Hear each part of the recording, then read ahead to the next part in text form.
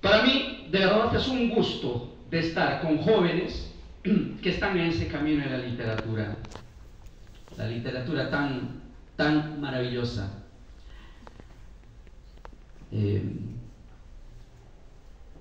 Para hablar de literatura, esta vez hombres y hombrecillos, más que profundizar en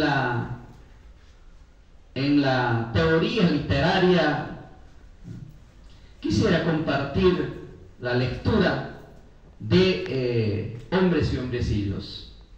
Ya se ha contextualizado el ambiente de Santo Tomás, capital de la provincia de Chumbivilcas, Cusco, donde en todas las historias de hombres y hombrecillos está presente, principalmente Santo Tomás, cuyos personajes de cada historia son personas reales que han vivido en un momento determinado de la historia, sea siendo personas que han aportado al desarrollo y progreso al pueblo, o simplemente se han hecho a conocer por su vida tal vez jacarandosa y por sus curiosidades, pero se han convertido en la parte de la cultura de este pueblo. Y a partir de esa realidad hemos ficcionado. Porque no podemos perder de vista de que toda literatura siempre nace de una realidad, tiene un inicio, eso es la realidad. En teoría literaria nos decía la doctora Soledad Maldonado, así como también el doctor Ael Rubio, que ustedes tal vez ya no lo conocen, eran docentes de la Escuela Profesional de Literatura y Lingüística, decía: el mundo posible, por muy irreal que sea la historia, pero siempre nace de una realidad, siempre. Incluso la Divina Comedia de Dante Alighieri, ¿no? Cualquiera pensaría en el infierno, los círculos céntricos, ¿no? Para llegar a la gloria, pasando por el infierno, el purgatorio, etcétera. Esa es irreal, podría decir, ¿no? Dependiendo de la cosmovisión, ¿cierto? Pero aún así es parte de una realidad. ¿Y cuál es esa realidad? La muerte de Beatriz, ¿no es cierto? Claro, su novia de 15 años, jovencita, o 16 años, jovencita, y fallece de una enfermedad. Y él tiene que ir detrás de Beatriz, porque él piensa de que su pureza le va a permitir llegar al cielo. Y por tanto, para llegar al cielo tiene que ir por esos círculos, hasta llegar al cielo, al paraíso. Y por todo ello pasa, ¿no? Pero siempre parte de esa realidad, y la realidad de Beatriz. Muy bien. Quiero compartir con ustedes una lectura rápidamente, no sé si tengo tiempo.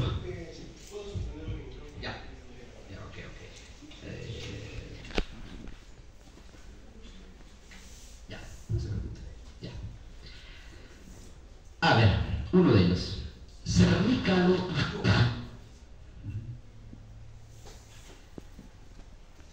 El día viernes 25 de diciembre, Utuscuro se levantó más temprano que otros días. Su mujer aún dormía. A esa hora de la madrugada, solo el río roncaba en el lecho de abundante vegetación. Las estrellas una por una morían para dar vida al nuevo día. El canto de los gallos repiqueteaba como si estuvieran en competencia o en un concierto. En esos precisos momentos, Utuscuro en medio del patio se puso a dibujar en el aire una especie de cruz con su mano derecha. Levantando la cara hacia el cielo, pronunciaba palabras entrecortadas. Antes que terminara la ceremonia individual, apareció su mujer, tierna, de palabras dulces y siempre preocupada por la suerte de su esposo. Jesús, mujer, no me fastidies, hoy es Navidad. ¿No te das cuenta que estoy conversando con los apus? ¿Acaso no sabes que hoy día tengo que medir fuerzas con los Araujo? Anoche soñé que un zorro se comía nuestras ovejas, dijo la mujer, un poco afligida.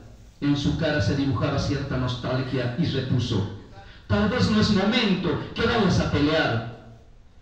Parece que Utuscuro no estaba por el momento para escuchar las súplicas y sueños de su mujer. Procedió a abrir la tranca de la caballeriza. Sus únicos 3 caballos de carga salieron hambrientos a pastar. Después de sacar a los animales del corral, Utuscuro volvió más animado. Se sentó en el único asiento rústico en medio del patio, en la práctica un tronco de eucalipto que en las fiestas sirve de mesa. Sentado como un niño, comenzó a saborear tostado de maíz que sacaba uno por uno de su bolsillo, hasta que un pichiutanca comenzó a cantar desde la cruz de la casa más vieja que sirve de dormitorio de toda la familia Utuscuro. Pichiutar, pichiutar, pichiutar. El pichiutanca menudaba su canto. Utuscuro lo observaba con tanta admiración y meditó. Algo me dice este pajarito. Seguro quiere que aliste ya mis cosas. Seguro quiere que me ponga mi mejor huyachullo. Pero a ratos le invadía la duda y escupía al piso diciendo: pichiutanquita, pichiutanquita, pajarito de la buena suerte, ¿acaso quieres decirme algo? Puedo percibir en tu canto la pena de tu corazón. No cantes así, cambia de tonada, como cuando tenemos que vencer al contrincante. Mira que solo faltan pocas horas. Los araucos nos esperan, los mancheros se jactan, los carrillos quieren vencerme. Pero tú, pichiutanquita, que todo lo sabe, dime, ¿con quién debo medirme? ¿Con quién debo pelear? Antes de que saliera de su meditación, el pajarito voló hasta perderse entre los árboles de capulí. Utuscuro se quedó con el último tostado de maíz en la boca. Se puso a pensar en el pichiutanca. A esa hora una nube gris avanzaba hacia el oeste peligrosamente. Su esposa apareció de nuevo, esta vez con un balde de agua. Al notar la presencia de su mujer, el hombre reaccionó diciendo: mujer, alma de mi corazón, prepárame un buen caldo de tripas de cordero. Y como para convencerla, continuó: llegó el día, hoy es Navidad, hoy mis fuerzas se medirán con cualquierita. Pero mujer, de verdadcito, a mí me gustaría medirme con algún araujo, o tal vez manchego. May cancha paspas utuscha, cari carajo. En eso nomás estás pensando, reaccionó la mujer. Dicen que los araucos son peleadores. Dicen que el año pasado el luto al Jerónimo Alves lo han matado casi 1 hora. Tacau, ¿cómo serán esos? Yauruna, manacho manchacunqui. Yo soy utuscha, pues, vieja. Yo no tengo miedo a nadie. Tu marido es macho. Karin utuscha, para cualquierita estoy. Más bien, de una vez, alista mis machuchos, mi huyachullo. Esta vez llevaré sobre mi cabeza una taruca. El sol ya había avanzado un buen trecho en el firmamento mientras hablaba la pareja. Los rayos del sol acariciaban amorosamente la casa con techo de paja, en cuya cruz tanto en los amaneceres como en los atardeceres canta el pichiutanca, enseñoreándose de su libertad. En una talega blanca media descolorida, esas que sirven de continente de harina, la mujer empezó a meter los machuchos, el huyachullo, la langosta amarilla, el birrete, una chalina blanca y vieja y los cachos de una taruca. Había llegado la hora de partir. Su sangre hervía de emoción, ya quería estar en Santo Tomás. Se despidió de su mujer con un ligero abrazo. Ella hizo el último esfuerzo para ponerle en alerta, contándole su segundo sueño. Utuscha, viejo de mi corazón, cuídate mucho. También soñé que un cernícalo desplumaba en el cielo sin misericordia a un gavilán.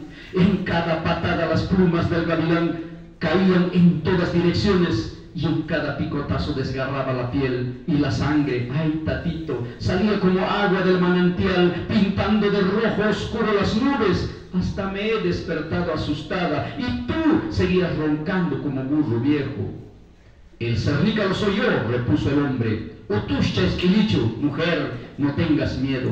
En cada puñete haré crujir los huesos de quien tenga la mala suerte de toparse conmigo, y testigos serán la iglesia de Santo Tomás. Ay, Santo Tomás Yaftacha, ay, Santo Tomás Iglesiacha, Limaillata Yachawa, Parlaillata Yachawa, Campa Sontoiquipi Yawarni Causarinta. Diciendo eso, se puso en el hombro la talega y se fue corriendo.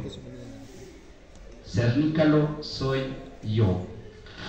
Alusión justamente a una de las tradiciones, costumbres tan importantes, significativos de Chumivilcas, cual es la Huaylía y el Tacaracuy, que se celebra ahora el 25 de diciembre.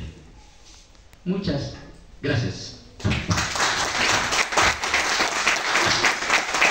Agradecemos una vez más la presencia de Eliazar. Como han podido escuchar, ese es el estilo de relatos que nos presenta este libro, y como les comento, refleja el espíritu de lo que es Chumivilcas, ¿no? Bueno, antes de pasar con el entremés artístico, vamos a invitarlos a tomar asiento, porque vamos a tener que mover un poco el escenario para nuestra presentación artística. Así que les pido unas palmas y un momentito de su paciencia.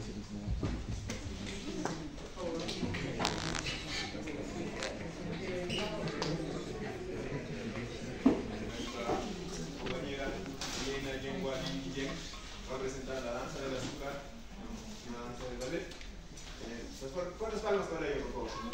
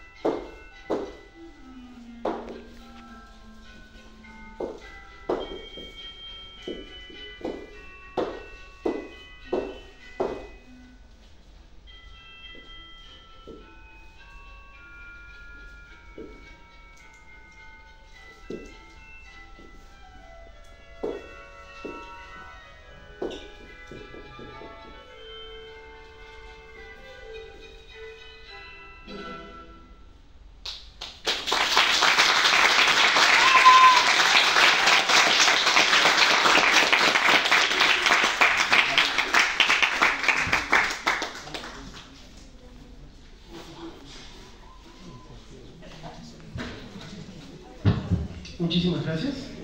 Y entonces, en un momento en el que ordenamos las mesas, vayan pensando en qué preguntas quisieran hacer el autor. Como han podido ver, es una eminencia en el indigenismo, así que incluso al margen de sus preguntas referidas a la obra, también como estudiantes de literatura pueden aprovechar esta oportunidad para hacer las cuestionantes que deseen.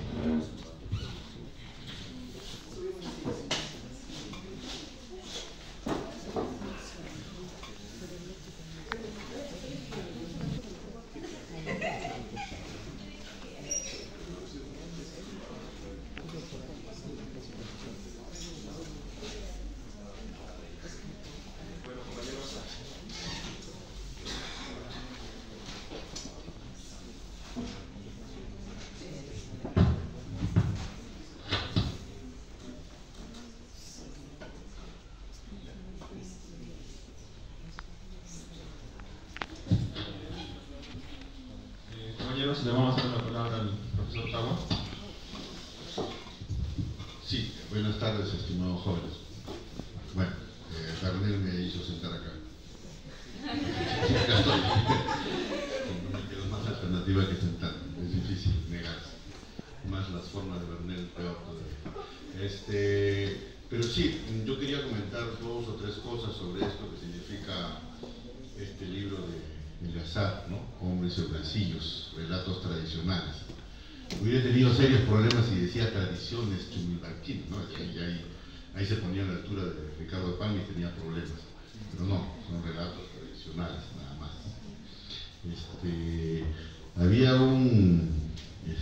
Hay un término que utiliza él en uno de los cuentos que yo quería comentar, pero estos relatos que él titula Hombres y Hombrecillos, alguna vez conversábamos con algunos de ustedes tal vez en clase, y siempre los relatos, él publica esto en una época, y estas épocas son las épocas de la globalización, son las épocas del posmodernismo como corriente de pensamiento, y el posmodernismo crea una contradicción, una tensión entre lo que significa lo rural y lo urbano, entre lo que significa lo local y lo nacional y lo global, ¿no? Entonces, en esos términos, la globalización se apodera de todo, absolutamente de todo, incluida la literatura, por supuesto. Y una de las formas que tiene la globalización es estandarizar todo, ¿no? Darle un formato. En el mundo académico nosotros vivimos lo que se conoce como artículos científicos y nos dicen que debemos escribir con tal tamaño de letra, con tal tipo de letra y debemos referenciar de esta manera, etcétera, etcétera. Y eso no está ajeno a la literatura, ¿no? Hay un concepto global en la literatura que también dice cómo se debe escribir, de qué temas se debe escribir, ¿no? Y si no, veamos quiénes son los que publican finalmente, ¿no? Porque esta publicación es una publicación independiente. Es una publicación local. A nivel mundial son 2 o 3 editoriales que determinan qué es lo que se debe leer. Hombres y Hombrecillos es ese aspecto de la, digamos así, vamos a llamar de la marginalidad en la literatura, de la resistencia en la literatura, ¿no? Sobre algunos aspectos que se tratan hoy en día. Él habla, por ejemplo, decía el Wata Ismuchicus, dice, ¿no? Una sentencia cruel para el trompo cuyo dueño perdió el juego, que consiste en enterrar el trompo en tierra húmeda y darle golpes por la puya del trompo hasta desastillar, ¿no? Bueno, ese es en el mundo pues de Chumbivilca, ¿no? Que tiene su correlato en el otro lado de la ciudad. Con Eleazar nos conocemos desde que éramos estudiantes. Y bueno, él es chumbivilcano, ¿no? Y yo soy limeño. Él es del mundo del Ande y yo soy de la ciudad. Y él habla de su famoso término que utiliza acá, decía hace un rato, que era el Wata, ¿no? El Wata Ismuchicus. Hay un relato de un autor que se llama José Díez Canseco, que se llama justamente El Trompo, y habla de cómo el Chupitos, ¿no? El personaje del relato, pierde su trompo, ¿no? Y tiene que recuperarlo, ¿no? Pero tiene que recuperar su hombría, ¿no? Su virilidad ante lo que ha sido despojado por él, ¿no? Y cómo no se puede aceptar un trompo con quiñes, ¿no? Porque un trompo con quiñes, como las mujeres, ni de vaina, dice, ¿no? O sea, porque no puede haber mujer sin quiñes, ¿no? Desde la perspectiva machista, por supuesto. Hay un tema que habría que tomar en cuenta en los relatos de este tipo, que es, no sé si es un problema que todavía no ha sido resuelto o es un problema que siempre tenemos, acá, en esta parte del país sobre todo, y en el Perú en general también, que es el problema de esto que hace Eleazar, por ejemplo, ¿no? Él no sabe si va a expresarse en castellano o en quechua, ¿no? O sea, sus cuentos tienen hartos términos en quechua y a la vez utiliza el castellano, ¿no? Y entonces esa es una situación irresuelta por nosotros, ¿no? Porque tenemos un tema de por medio, ¿no? Los que somos de la ciudad, bueno, ya no tanto tampoco, pues, ¿no? Fuimos de la ciudad, ahora ya estamos arequipeñizados, ¿no? O sea, y los que somos de la ciudad o provenimos de la ciudad, nunca escuchábamos en términos como alalao o achacao, ¿no? O estas expresiones que son propias del quechua. Hoy día está de moda bueno, no sé si de moda es el término, pero está muy en mesa, identificarse con las lenguas originarias, ¿no? Con las minorías, ¿no? Y ahí la literatura tiene que tener cuidado, ¿no? Porque el hecho de que un texto literario o una obra, por el hecho solamente de expresarse en quechua, no es una obra literaria, ¿no? O sea, tiene que tener componentes, ¿no? Tiene que tener elementos propios de la literatura, elementos estéticos, formales de la literatura, para que logre eso, ¿no? Entonces el reto de Hombres y Hombrecillos es eso, ¿no? Que los estudiantes de literatura y los lectores de la literatura podamos tomar en cuenta este texto y valorarlo desde la literatura, ¿no? Desde sus elementos estéticos, de sus elementos formales. Creo que de más está decir que Eleazar trata de rescatar eso que él ha vivido en su tierra, ¿no? Eso que acá se conoce como tierra, ¿no? Tu terruño, ¿no? De donde eres y que siempre te jala a regresar, ¿no? Hay una partecita que él leía y decía, por ejemplo, la esposa de este personaje, decía, me he soñado, ¿no? Me he soñado, que es muy típico de esta zona, ¿no? Los sueños, ¿no? Le dice, si te sueñas con perro, ten cuidado, te van a robar, ¿no? Y la gente que dice, se cumple, ¿ah? Se cumple, dice, ¿no? Se cumple, sí, dice, no, yo me he soñado, dice, ¿no? Entonces, si tú con tal cosa para hacer esto, ¿no? Esa es infidelidad, te están sacando la cuenta. Que los sueños acá tienen una fuerza muy grande, ¿no? O sea, eso es parte de la cultura. Entonces, lo único que yo quería finalmente manifestar es que, primero, que es, no solo es grato, sino que además es la tarea de esta escuela celebrar las publicaciones, ¿no? O sea, la fiesta de una publicación, ¿estamos de acuerdo? Y Eleazar Márquez está haciendo lo que su carrera le ha llevado y su vocación le ha llevado, ¿no? Escribir, ¿no? En este caso, un libro de relatos, un libro de cuentos. Eso en primer lugar. En segundo lugar, ustedes deben hacer estas actividades todo el tiempo, absolutamente todo el tiempo. Estas actividades son lo que la universidad hoy día programa como talleres, ¿no? Oratoria, ¿no? Y estas cosas. Eso de la oratoria y los talleres, bueno, no voy a despotricar contra eso, pero eso se aprende acá, ¿no? O sea, ahí organizando, hablando, ¿no? O sea, matando se aprende, dicen los médicos, ¿no? Y entonces hay que hacer eso constantemente, ¿no? ¿De acuerdo? Esto que se llama, que le llaman hoy día, ¿cómo le llaman a esto? Le llaman gestión cultural, ¿no? O sea, el título, y hasta carrera hay de eso, ¿ah? Y especialidad. Es esto que ustedes tienen que hacer, ¿no? Todo el tiempo, como costumbre, una cosa cotidiana debe ser, ¿estamos de acuerdo? Cosa que ahora como nos meten en una dinámica tan acelerada, pues entonces no nos queda tiempo para hacer estas actividades que son propias de nuestra carrera. Yo celebro el libro de Eleazar, creo que estuvimos en una oportunidad conversando sobre este libro también, celebro estos hombres y hombrecillos, ¿no? El esfuerzo que significa escribir un texto, el atrevimiento que significa publicar un texto, ¿no? Porque al publicar vas a estar obviamente expuesto a que la gente diga sí, no, tal vez, ¿no? Y eso es importante, ¿no me acuerdo? Es importante. Y toca a cada uno de nosotros, desde la perspectiva literaria, dar algún alcance, ¿no? Él hablaba de José María Arguedas, hablaba de Manuel Escorza, ¿no? José María Arguedas no solamente es un gran exponente del indigenismo, ¿no? José María Arguedas tal vez es el narrador más grande que hemos tenido en toda la historia de la literatura peruana, ¿sí? Más allá de los premios y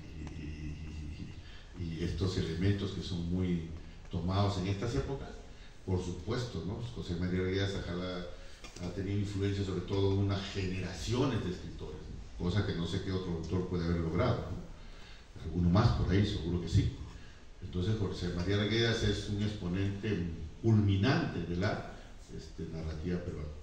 Pero es un autor culminante de una época. Estamos en otras épocas, habrá que buscar referentes, ¿no? Habrá que buscar nuevas formas. Este texto de Eleazar Márquez se ubica en estas épocas de globalización y sin embargo se sigue hablando de indigenismo. Y ya no se habla como indigenismo como tal, ¿no? Porque algunos ya dicen que los elementos indigenistas ya se han perdido. Son dos discusiones que se pueden establecer, por supuesto. Hay un maestro sanmarquino, García Zafiel, tiene un pequeño texto donde él habla sobre agendas, ¿no? Varias agendas que tiene la literatura, y una de ellas es la agenda que tiene que ver con el indigenismo. El indigenismo como tal, como lo desarrolló Arguedas o como lo desarrolló Ciro Alegría o Escorza, ya ha sufrido cambios, ¿no? Y tenemos una literatura andina hoy día, ¿no? Que tiene elementos obviamente propios del indigenismo, pero que tiene estética propia de estos tiempos, ¿no? Y ahí hay esfuerzos muy grandes que se están haciendo en eso. Sigue por ahí el elemento andino. Entonces yo solamente quería celebrar una vez más esta publicación del Azar, y que bueno, que esperemos que no sea la única y que siga en ese camino, porque bueno, hay que hacer lo que a uno le jala, ¿no? Y solamente terminaría pidiendo un fuerte aplauso para el Azar.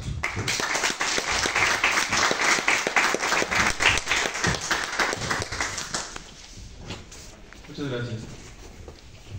A continuación vamos a hacer preguntas al público, pero me voy a tomar el atrevimiento de repente de yo iniciar con una pregunta. Durante la lectura del libro se habla mucho de los gorilazos y la verdad me causa curiosidad de dónde proviene, ¿no?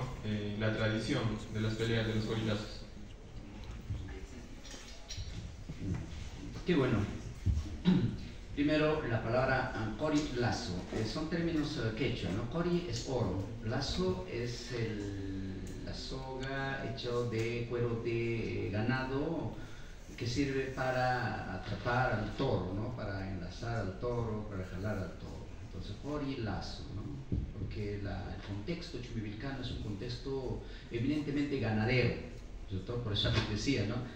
Si Estados Unidos tiene su cowboy, Argentina tiene su Venezuela tiene su llanero, Argentina tiene su gaucho y Perú tiene su corilazo. Por ahí va la situación, ¿no? Entonces, eso.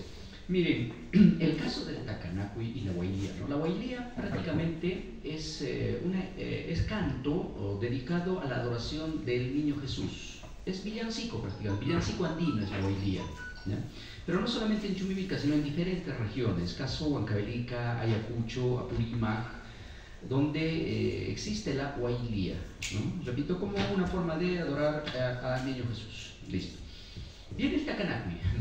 El Takanakui es obra también de la prepotencia y el abuso de una realidad peruana de aquellos años, de los años 40, 50, 60, donde había el gamonalismo, el terrateniente, y ellos, como una forma de distraerse, era hacer pelear a sus trabajadores, en este caso a los campesinos. Ustedes saben que hasta hace poco, incluso después de la reforma agraria, 1969, ¿no? Se concreta la reforma agraria por Velasco Alvarado, ¿no es cierto? Donde dice, no, la tierra debe ser para quien trabaja. Antes de ello, los campesinos trabajaban para el gamonal. El gamonal era el terrateniente, ya tenía su terreno y de él, ¿no? ¿Por qué? Porque al campesinado le ha expulsado. Eso viene desde los españoles, desde el repartimiento. Entonces, el repartimiento es repartirse terreno, pues, ¿no? O sea, repartido. Este es mío el mejor terreno, ¿no? Y el campesinado, el auténtico, les ha botado, les ha expulsado. Ya, listo. Entonces, ¿qué hacen ellos? Este es mi terreno y van la gente que vive alrededor van a trabajar para mí, ¿cierto? Trabajan para mí, listo. Y del trabajo que ustedes hacen, les voy a dar un pequeño terrenito para que cultiven también para sobrevivir con su familia. Así vivían, ¿cierto? O sea, un poco fuerte esa situación. Entonces, había campesinos que trabajaban para ellos y ellos se distraían, o mejor dicho, no había forma como distraerse. Y a alguien se le ocurrió, y hay que hacer pelea a nuestra rodilla con mis campesinos, ya con tu campesino. Y empezaron a pelearse ya. Inició las apuestas entre ellos. Entonces, como empezó la apuesta entre ellos, querían dar miedo. Entonces llevaron a un negro. No no es racismo, por si acá estamos hablando culturalmente, ¿eh? A un negro, a un morenito. Entonces lo presentaron, lo han enmascarado, a este negrito lo han enmascarado de chicha, lo habría llevado, ¿no? Lo han enmascarado para que no descubran de quién se trataba. Entonces ya, a ver, tu gente, tu gallo, sale un campesino, ¿no? Y cuando se quitó la máscara, un negro, ¿no? Nunca había visto la persona de ella, un moreno, se asustó y el moreno fue pegado. Desde ahí viene una forma de disfraz, se llama el negro. El negro, elegante, dicen, ¿no? Ahora el negro se viste de manera elegante con su mantón, con su polaina, con su sombrero hacia arriba, y el que se viste de negro es el mejor peleador, cualquiera no se viste. Luego, los mineros, ¿no? El minero va a trabajar y tiene mayor fuerza por el trabajo rudo que realiza, y va pues con su casco, con su vestimenta el mameluco, ¿no? El mameluco amarillo, principalmente se viste el minero. A eso lo llama ya langosta, langosta. Y también los majes, iba gente llevando alcohol, aguardiente, principalmente cañazo. Ellos también entraron a la danza, ¿no? Poco a poco, año tras año, ya se iba convirtiéndose en costumbre, ¿no? Y en Navidad hacer eso. ¿Por qué tiene sentido también ello? Y viene otro disfrazado que se llama majeño. Entonces ya tenemos los danzantes negro, majeño, de langosta, y luego viene caracapa, ¿no? También un poco elegantón, ¿no? ¿Y por qué 25 de diciembre?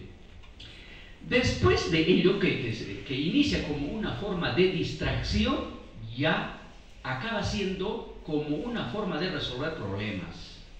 Entonces, ¿dónde se origina la paz? ¿Por qué viene Niño Jesús como bebé? Para dar paz al mundo, ¿no es cierto? Entonces, cuando hay alguna rencilla entre familiares, lo que esperan es solucionar los problemas justo el 25 de diciembre y se dan la palabra.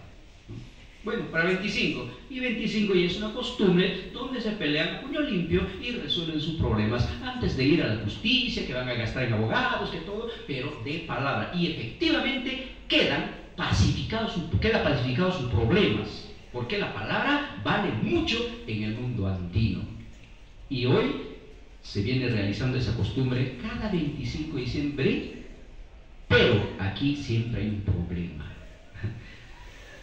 Como se ha generado el gusto por esa costumbre, y hay ya negocio, y por tanto hay gente mal, ¿no? Gente mal que perjudica las costumbres y hace en cualquier momento, aquí en Arequipa escucho, ¿no? En diferentes sitios hacen, eso ya no es nuestro, eso ya no es nuestra cultura, eso ya es una cultura del negocio, ya esas son aparte, no nos identificamos los chuvilcanos tampoco, eso no es el Tacanapinila hoy día, para aclarar, ¿no? Muy bien. Bueno, compañeros, pueden hacer preguntas. Vamos a empezar en orden. Voy a ir desde arriba. ¿Alguien tiene alguna pregunta?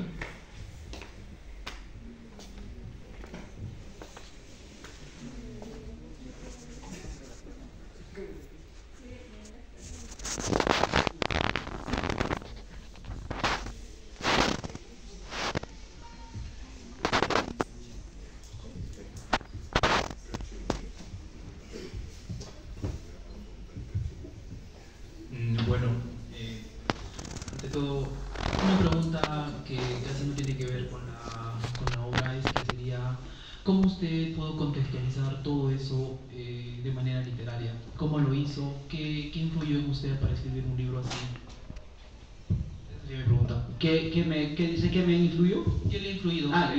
¿Qué le influyó? ¿Qué contexto? ¿Qué ha tenido que pasar o no ha tenido que pasar en su vida para escribir algo así? Porque por lo que he escuchado es extraordinario cómo lo comenta usted y cuestiones así.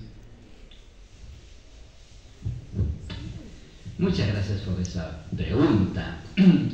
Aquí recuerdo en segundo año, ustedes están en primer año y ya van a pasar a segundo año, y qué bien, da gusto, ¿no? Porque aquí se habla de literatura, no de otra cosa, sino de literatura, ¿no?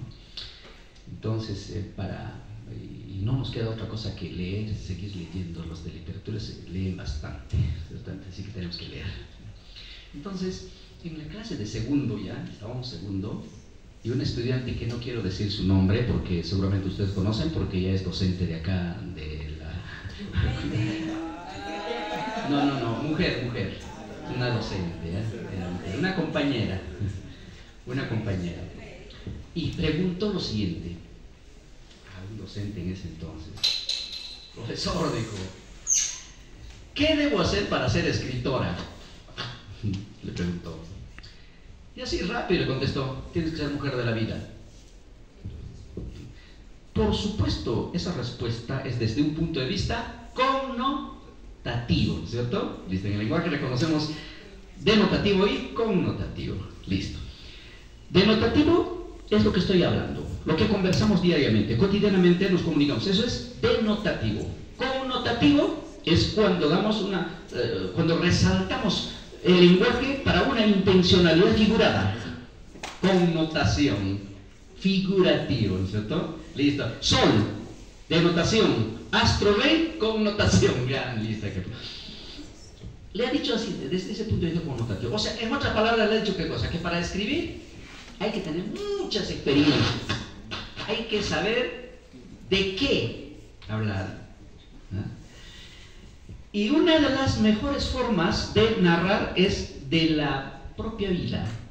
¿Se han dado cuenta a nuestro premio Nobel de Literatura, cuyo nombre lleva esta nuestra obra, ¿no? Mario Vargas Llosa, premio Nobel ¿en qué año?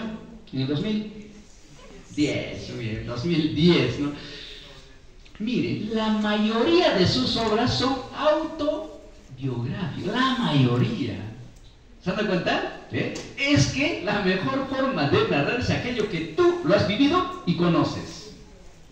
Por eso me atrevería a decir, salvo que el doctor Tawa diga lo contrario, ¿no? Para mí, uno de los indigenistas puros son José María Arguedas, a diferencia que no lo es Ciro Alegría. Con ello no estoy diciendo que Ciro Alegría es poco escritor, no, caramba, su estilo, su narrativa es extraordinario, Ciro Alegría, en cada una de sus novelas. Pero ¿quién narra con sentimiento? ¿Quién narra con el garbo acorazonado? José María Arguedas, porque él ha vivido, él ha convivido con el mundo andino, cuya primera lengua fue el quechua. ¿Se da cuenta? Claro, ¿no? Si nosotros leemos mucho o leemos un poco de la vida de José María Arguedas, dice, ¿no? Mi madrastra me dejaba con las criadas, dice, ¿no? Con las criadas, pensando de que me estaba castigando, pero no sabía que eso, lo que hacía mi madrastra, era más bien un premio, porque me sentía a gusto con ellos, decía, ¿no? Entonces, él narra. En cambio, Ciro Alegría ha visto lo que ocurre en el mundo andino desde una distancia, y lo que ve, escribe. Entonces yo leí, joven, uno de los cuentos de José María Arguedas llamado Agua, ese tierno cuentito, Agua, donde don Braulio, ¿no? Es un terrateniente abusivo que acapara el agua, ¿no? Solo para él, primero para él, luego para los demás, ¿no? Es una realidad, pues. Entonces, yo leí muchas veces a José María Arguedas y decía, oiga, esto lo que escribe a mí también me pasa, yo he visto, ¿y por qué no? Entonces más o menos va generando, ¿no? Para el estilo un poco de reflejar aquello que he vivido, tantas cosas que narrar del mundo andino, ¿no? Tantas cosas. Así nace, mira, amigo Hombres y Vecinos. Muchas gracias. Seguidamente vamos a darle la palabra a nuestro compañero John Lima. Sí, respecto al proceso de la elaboración del libro, mi pregunta iba en qué aspecto, cuáles fueron los desafíos, lo más dificultoso de la elaboración de este libro, porque quizá, no sé, pues se haya puesto en cuestión esto de que el mensaje del libro, siempre y cuando lo tenga claro, no se malinterprete por los lectores o alguna otra cuestión. Entonces, ¿cuál ha sido lo más difícil de la elaboración del libro? ¿Cuál es, no sé, pues, sí, eso, ese libro. Bien. Primero, yo publico a través de redes algunas obras. El último que he publicado ha sido El Loco Minero, por Facebook. Mira, El Loco Minero me ha costado, no podía concluir. Mira, ya que quería tener, yo me fijo plazo, o sea, tengo que publicar uno a fines de este mes o a fines de esta semana. Y El Loco Minero, no sé qué pasaba con El Loco Minero, de verdad no podía darle un fin. ¿Cómo termino? ¿En qué voy a acabar? Porque ustedes saben, si es un cuento, la estructura tiene 3 partes, ¿no es cierto? Inicio, nudo y desenlace, ¿no es cierto? En algo tiene que terminar, ¿no es cierto? En algo. Entonces, a veces darle ese final es un poco difícil. Se me hizo pues este Loco Minero. Pero cuando salió, me parece que es uno de los relatos mejor trabajados. Sí, mira, cómo ha costado y mejor trabajado. En Hombres y Hombrecillos hay un relato llamado El cura Bocángel. Un relato de un cura que llegó a Santo Tomás, ¿no? Y como cualquier cura de aquella época, siempre era polémico, conocido, entraba en todo, ¿no? Entraba en todo, incluso el cura, bueno, ha terminado denunciado, ¿no? Por violación, ¿no? Siendo profesor de un colegio, bueno, el relato indica. Entonces, aquí hay un personaje llamado Gustavo Mendoza, a quien le decía, tengo todavía cierta idea de Gustavo Mendoza, un hombre alto, grueso, cabezón, y le decían cabezón por su cabeza. Entonces, escribí con eso, ¿no? El cabezón Mendoza, digo, ¿no? Se enfrentó al cura, ahí está, el cabezón Mendoza. Se había comprado y obviamente la primera presentación tenía que ser en Santo Tomás, por respeto a la tierra. Ahí se hizo la presentación. Así que compran el libro y empiezan a leer. Y una señora ha leído justo esa parte, qué coincidente. Se levantó, así como en la pregunta, ¿no? A ver, sí, la señora se preguntó, pero se levantó y levantando la voz me reclamó. ¿Cómo es posible que a un personaje distinguido que lo puedas mencionar como cabezón en este libro? ¿Dónde está el respeto? En este momento voy a llamar a sus hijos para que te denuncien. ¿Qué pasa con esto? Hace rato decía lo siguiente: la literatura es una forma maravillosa de mentir porque te permite decir la verdad. Es que es ficción. No es que el cabezón Mendoza es el cabezón Mendoza o Gustavo Mendoza, no lo es. ¿Se recuerdan de Tía Julia? Valga también acá. Estamos en un ambiente de este diálogo bonito sobre literatura, ¿no? La Tía Julia de Mario Vargas Llosa, ¿no es cierto? La Tía Julia le ha denunciado a Mario Vargas Llosa, sabía, ¿no es cierto? Por difamación. Publicó ese libro porque ahí están pues, las cosas, las intimidades que tenía con su tía Julia, que era también su esposa, ¿no es cierto? Y le denunció. Pero la denuncia no ha prosperado, por supuesto. ¿Por qué? Porque es ficción. ¿Y qué hizo Julia? Julia hizo otro libro para responderle, con el título Lo que Varguitas no contó. O sea, como la justicia no le hizo caso, entonces ella, mejor yo también vengo igualito, voy a escribir Lo que Varguitas no contó. ¿No? Eso pasa en la literatura. Quiero destacar, antes de pasar, la tapa es de un autor, de un pintor reconocido cusqueño, Florentino Laime Mantilla. Florentino Laime Mantilla, que es también chumibicano. Y quiero destacar también el prólogo, lo ha hecho el doctor Raúl Arredondo Gámez, para quien pido un voto de aplauso que nos está acompañando.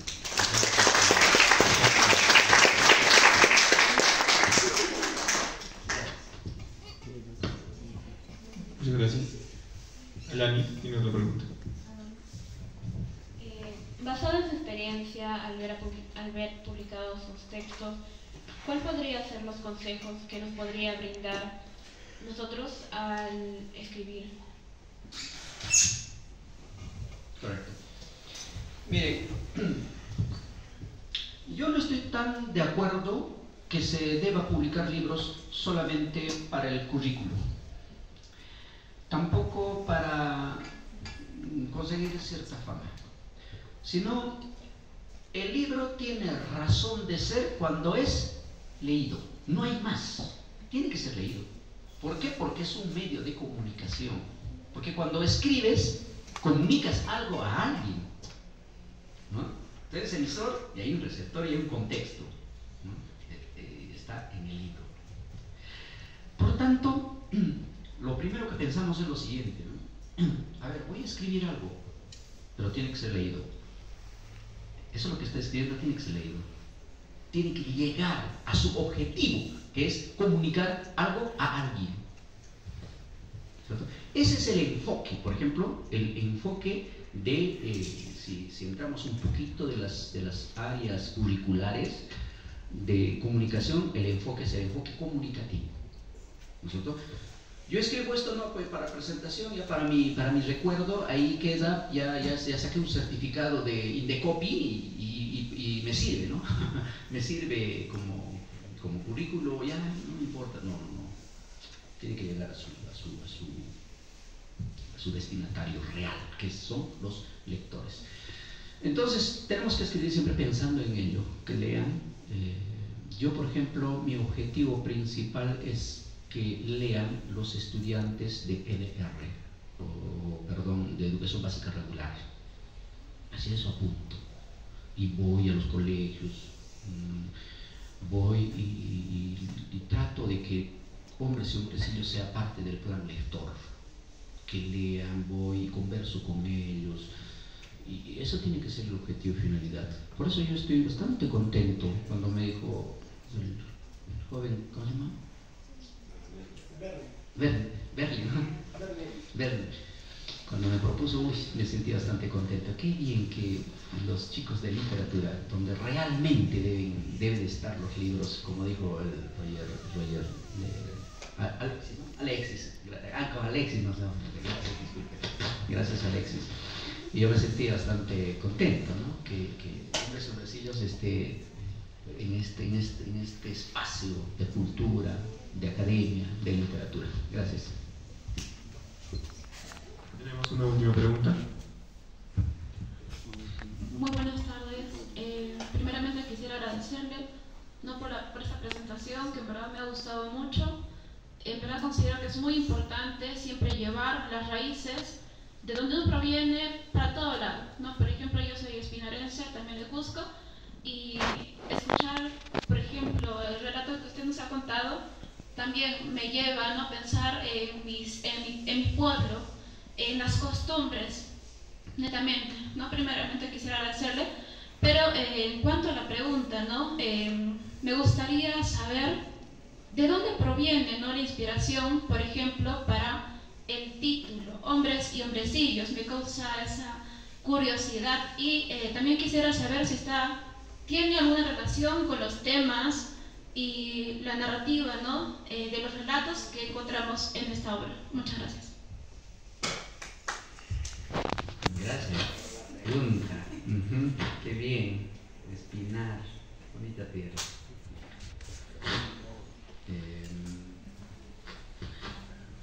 Hombres y hombrecillos. Siempre lo han hecho esta pregunta en diferentes presentaciones, ¿no? Tanto en Cusco, tanto en San Tomás, acá en su presentación en el Paraninfo. Mire, hombres y hombrecillos. Dos aspectos. Uno, hace rato dije, las personas que en torno a ello se teje la historia son personas que han vivido en algún momento y en algún espacio. Han vivido. ¿Ya? Listo. Personas que han aportado al desarrollo tal vez de la sociedad, como el boticario. El primer boticario que llegó ahí se atrevió, y por carencia de médicos que no había, hasta hacer operaciones peligrosas. O sea, era la solución. Entonces, así como puede ser también el cura Boca Ángel, entre otros, o el Calamichi. Calamichi, un personaje que para él nada es imposible, ¿no? Resuelve todo, todos recurren a él.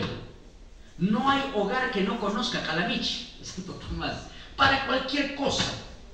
Si se malogra hasta una cocina, a él, un televisor, a él, una radio, a él, todo es él. Cuando alguien pierde llave, a él, todo es para él. Cuando la cañería no se rompe, no se raja, a él, todo, Calamichi. Entonces ellos son, si se podría decir, los hombres. Y los hombrecillos son aquellas personas que no hicieron tanto por el progreso, pero son también tan famosos por su forma de vivir de manera tal vez, como decía, jacarandosa, como por ejemplo Utuskuru. Utuskuru es un personaje, tengo también algún recuerdo, Utuskuru de baja estatura, cuerpo un poco ensanchado, de cara redonda, fiero el hombre, que ¿ves? Ha entrado, está también el relato, ha entrado a la corrida de toros con otras de las costumbres del pueblo, ¿no? o de la provincia, y vi un toro, lo ha embestido y le ha dañado el estómago, ¿no? La barriga, y le ha sacado los intestinos.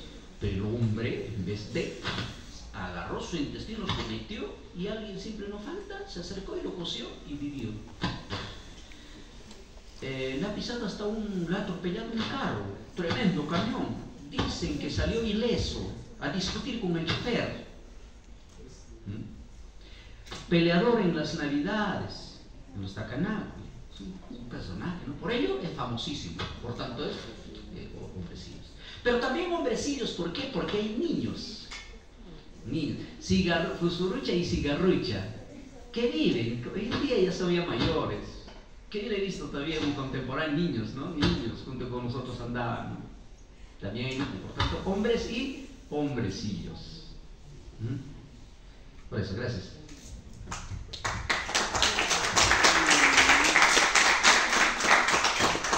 Bueno, esta es la parte final de nuestra presentación. Agradecemos al licenciado Márquez Patiño por compartir su tiempo y su talento, a quien pedimos fuertes palmas.